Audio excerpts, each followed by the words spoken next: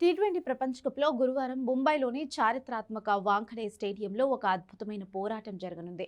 రెండో సెమీఫైనల్లో defending champion Bharat బలమైన ఇంగ్లాండ్ జట్లు తలపడుతున్నాయి.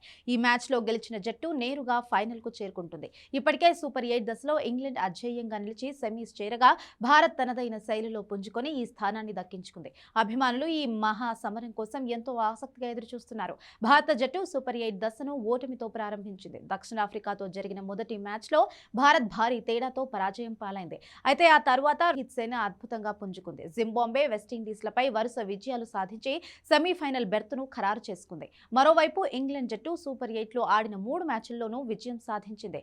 శ్రీలంక, పాకిస్తాన్, న్యూజిలాండ్లను ఓడించి గ్రూప్ 2లో టేబుల్ టాపర్గా నిలిచింది. ఇంగ్లాండ్ ప్రస్తుతం ఫుల్ ఫామ్లో ఉండగా భారత్ తన పోరాట పటిమను నమ్ముకుంది.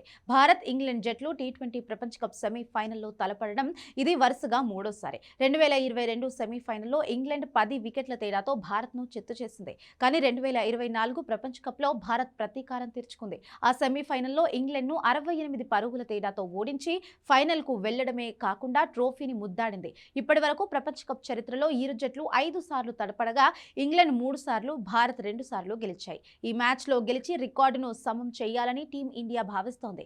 ఇంగ్లాండ్పై సెమీఫైనల్స్లో భారత్ ఆటగాళ్లలో హార్దిక్ పాండ్యా అత్యధిక పరుగులు చేశాడు. అతను 2 మ్యాచ్ల్లో 86 పరుగులు సాధించాడు.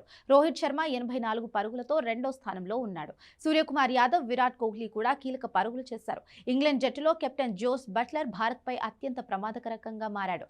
అతను సెమీఫైనల్స్లో 103 పరుగులు చేయగా అలెక్స్ హెల్స్ 86 పరుగులు సాధించాడు. హ్యారీ బ్రూక్, జోఫ్రా ఆర్చర్ కూడా బ్యాటింగ్తో మెరుపులు మెరిపించగలిగారు. బౌలింగ్ విభాగంలో భారత్ తరఫున కుల్దీప్ యాదవ్, అక్షర్ పటేల్ చెరో 3 వికెట్లతో అగ్రస్థానంలో ఉన్నారు. బుమ్రా 2 వికెట్లు తీశారు. వాంఖడే పిచ్ స్పిన్నర్లకు కూడా సహకరించే అవకాశం ఉండడంతో వీరిద్దరూ కీలకం కానున్నారు. ఇంగ్లాండ్ బౌలర్స్ లో క్రీజ్ జోర్డాన్ భారత్పై అత్యంత విజయవంతమైన బౌలర్గా ఉన్నాడు. అతను సెమీఫైనల్స్ లో ఏకంగా 6 వికెట్లు పడగొట్టాడు. ఆదిల్ రషీద్ 2 వికెట్లు, సామ్ కరన్, జోఫ్రా ఆర్చర్ చెరో వికెట్ తీశారు. ఇరు జట్లు కూడా మూడోసారి ప్రపంచ కప్ టైటిల్ గెలవాలనే పట్టుదలతో ఉన్నాయి.